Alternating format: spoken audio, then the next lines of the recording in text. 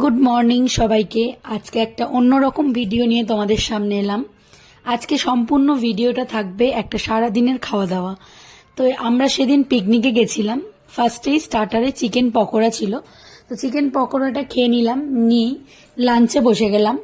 লাঞ্চে ছিল আজকে একদম সিম্পল বেঙ্গলি মেনু, সাদা ভাত, স্যালাড, বেগুনি, ভেজ ডাল, আর সঙ্গে ছিল মাটন কষা।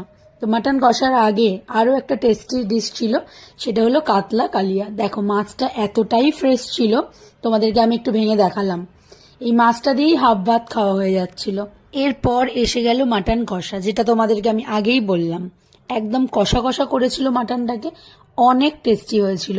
দেখো আমি আলু নিয়ে নিলাম, আলু ছাড়া মাংস তো জমে না, আর সঙ্গে মাটন নিয়ে জমিয়ে খাওয়া দাওয়াটা করলাম।